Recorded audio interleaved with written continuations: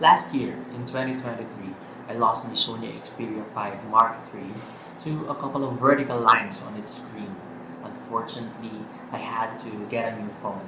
Something that is better than my last one, but I don't want to spend that much. And then I saw a familiar flagship on Shopee that cost around 12,300 pesos or around $220. And that was the LG V60 ThinQ 5G. April 5, 2021, LG Electronics announced that it will stop producing phones, but they have promised software updates up to Android 13. LG has always been an innovator in the mobile industry, and so I gave it a try. Before we begin, I just want to note that this video is filmed using the LG Wing. Upon getting the phone, I got the phone already upgraded to Android 12, and so I started updating it to Android 13. After all the upgrading, I can't stop admiring its screen and build. It might be big for my hands, but also it is huge in specs. It is a 6.8p OLED screen with an always-on display, which is remarkably pleasing to the eyes. The body is protected by Gorilla Glass 5 in front and Gorilla Glass 6 at the back, with aluminum frames around the sides of the phone. It is also IP68 dust and water resistant with military STD 810G compliance. I have dropped this phone a few times and I had it wet in the shower, in the beach or somewhere else, and it is still working flawlessly, not to mention having no scratches at all. I've always trusted Gorilla Glass, and so I avoid putting screen protectors on my phones. As you can see, it is bare, no screen protectors, and still smooth. This phone also has Qualcomm Snapdragon 865, an octa-core processor, and Adreno 650 GPU. I'm not much of a gamer, but I mostly notice its performance in opening AutoCAD drawings and Google SketchUp models. Okay, one thing I love about this phone is it having an expandable memory. I got to save all my photos from my previous phones and have them here. It's unfortunate how new phones nowadays remove the expandable storage feature. On top of that, it is loaded with 128 gigabytes of internal storage and 8 gigabytes of RAM. The sound that this phone produces is excellent.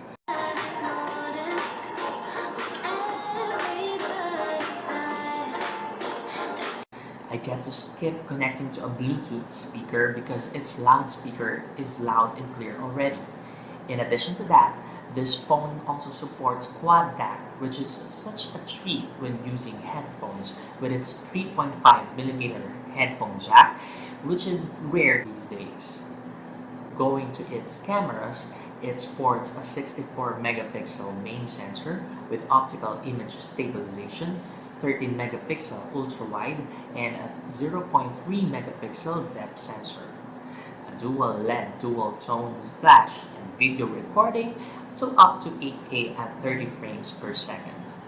I use this phone for my travel vlog this year and also for my product reviews, and I must say it is definitely the best camera phone I ever had.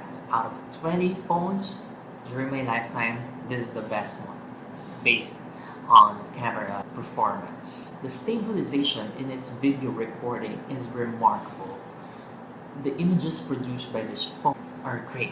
The ultra-wide is very useful, especially whenever I go to construction sites, to my projects. It can capture a wide shot without the details suffering. So here are some sample shots I got over a year of using this phone.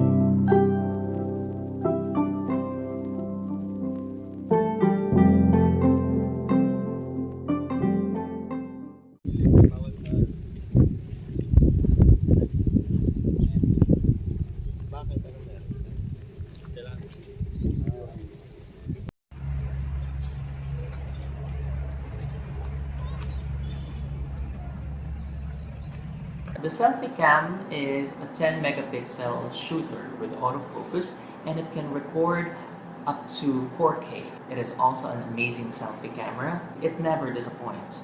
Check out some sample photos here.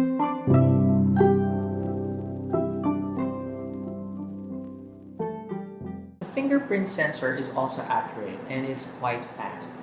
It is much better than the LG Wing that I acquired early this year.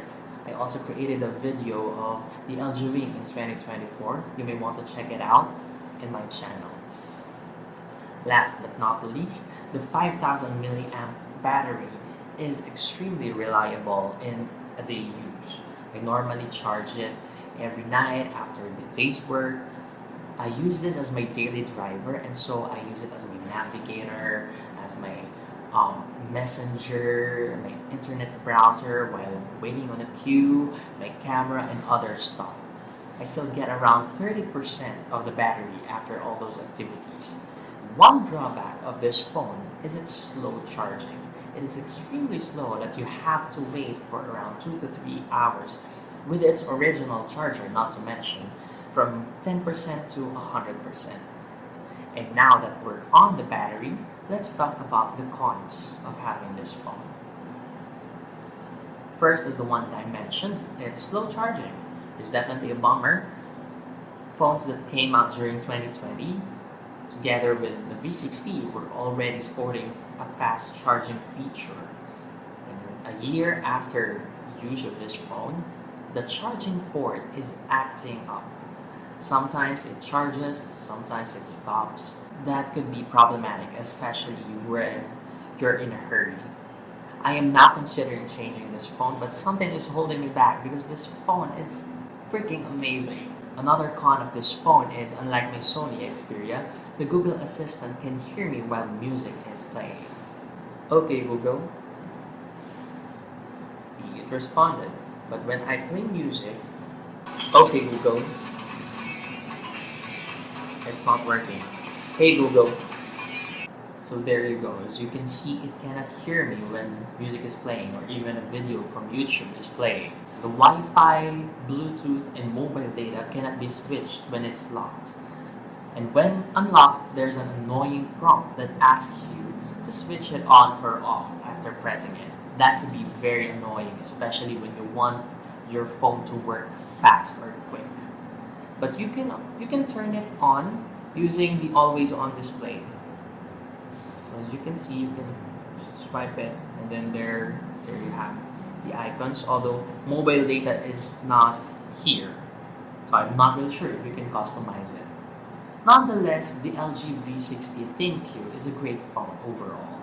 It served me well for a year. If you're asking if you should get this phone, it depends on your preference.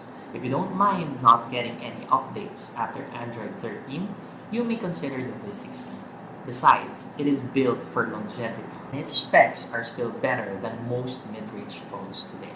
Thank you for watching this, and if you're considering of buying the LG Wing instead, you may want to check out my LG Wing 2024 review on the description below. Have a good day.